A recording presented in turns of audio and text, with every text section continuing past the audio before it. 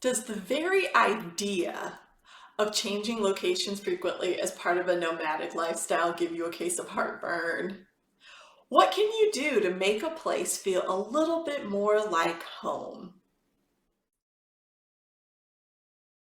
By definition, nomads change locations regularly. I change locations in every 4 to 6 weeks. And in this video, I'm going to talk about the things I do that help me feel a little bit more settled and help make a place feel more like home, if only for a couple of weeks. Hi, I'm Nadia. I am a Gen X Zennial solo, slow traveling nomad who is exploring the world while on a career break. Now, if any of those descriptions sound like you or something you aspire to, you are in the right place. So welcome. This video is inspired by one that's called the Ultimate Digital Nomad Packing List, version 2, and it's done by a channel called Pack Hacker. And I like that video. It had a great list of items that certainly are already in my bag, but I wanted to take it a little bit further and not only talk about those items that help make life easier on the road, but also help a place feel more like home. I'm definitely of the mind that home is a feeling as opposed to a place. In this video, I'm going to highlight 5 things that I either have with me or do to help me feel more grounded, that have become part of a routine, almost like a ritual, every time I get to a new accommodation. To start off, I always unpack. Unpacking is a given. It is the one thing that I do just to put everything away so that I can find where I am storing things and move me toward having some semblance of a routine. Now for my list of 5, there are 3 actions tied to things that I have in my bag, and there are 2 that I have to go outside of the house to take care of. So let's get into it. Item number 1. My map. The first thing I do is hang up my map, and I use some wall putty to stick it to the wall, and I feel like it's almost like a piece of artwork, so it brings some familiarity and it can sometimes add a little color to what might otherwise be a sterile accommodation. So this is one of my comfort pieces, if you will, and it also serves the function of helping to plan future trips, which I mentioned in another video. But yes, my first item is my map, my artwork. Action number 2, I set up my clocks. I travel with 2 clocks. I put one at my bedside and I put one in my workspace. I set them the local time and I use the 24-hour clock. And I was finding that when I first left, I only had one additional clock with me, but I felt like I would lose track of time. So I added a second clock, and I would recommend, and I really like the simple style, the thin one that folds up. And the other one I have is one that I ended up finding in IKEA, and unfortunately, it was very, very challenging to find a small travel alarm clock, which is why I ended up with this. So if you are getting yourself ready, I'd recommend getting 2 small alarm clocks or travel alarm clocks that fold up and are flat. But I found that they're great to help me keep track of time, to establish routine, and just keep a sense of order in a new space where things may feel a little off kilter because everything's so new, you're figuring out where things are. So that provides a little bit of consistency, and you know, if they're not too bad looking, they may add a little bit of flair to your decor. Item number 3, a calendar. I have a small calendar that I put at my workstation, and here's a picture of it. It has a little easel, and I put this next to my clock, and it just, one, keeps my desk feeling a little bit more decorated, a little bit more familiar, and it just helps me with planning. So what I like about this style is that this one has a little card for every month, and I'm able to lay it all out and look at the year at a glance. Of course, it's also very portable, so it can fit in a pencil case or something like that.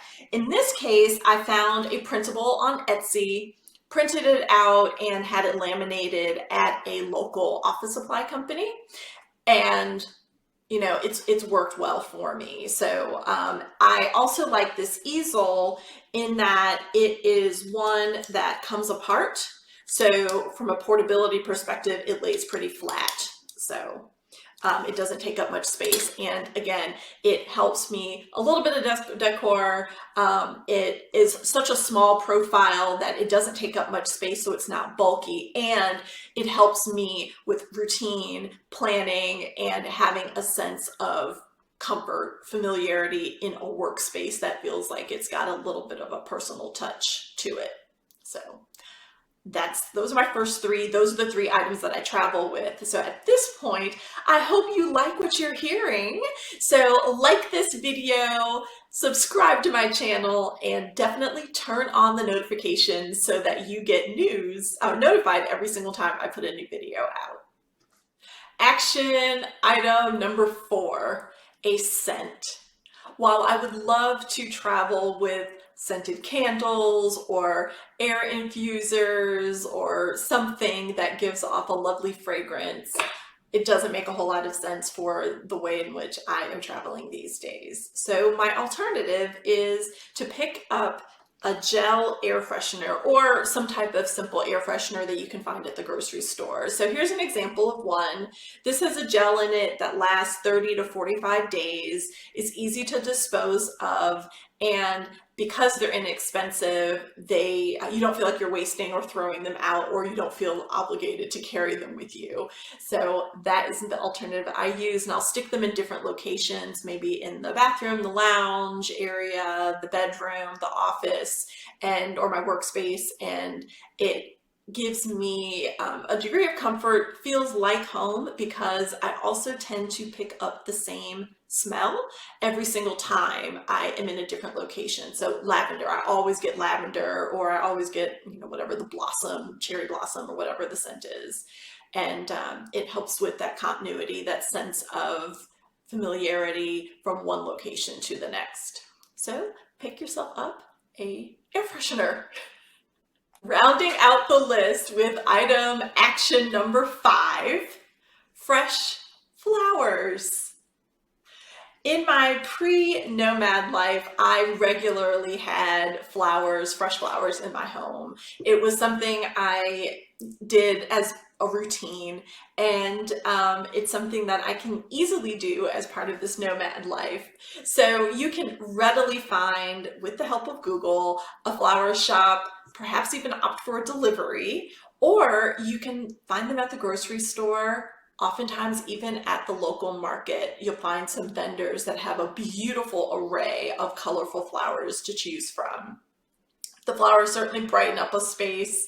They add a pop of color in what might be an under-decorated or perhaps even a little sterile accommodation. And because the flowers were something that I routinely got and had in my home, they remind me of that sense of home and help me helps put a smile on my face when I walk in the door or see them sitting at my desk or on the table. So by supporting a local vendor, if you pick them up at your market, it's certainly a great way to help the economy too in the area in which you're staying. Yes, my list of 5 to recap. I have my map, I have my clocks, I have a calendar, I have a scent, and I have fresh flowers. So there you have it. I've shared the 5 things that I do to make a space feel a little bit more personal, to make it feel a little bit more like home. What about you? What are some of the things you do to make the space feel a little bit more like your own? Let me know in the comments. In fact, your idea may inspire me, or it may inspire another viewer. So definitely comment below. Also, if you enjoyed this video, Please like it. I invite you to subscribe to my channel and don't forget to turn on those notifications. So until next time, I'll see ya. Bye-bye.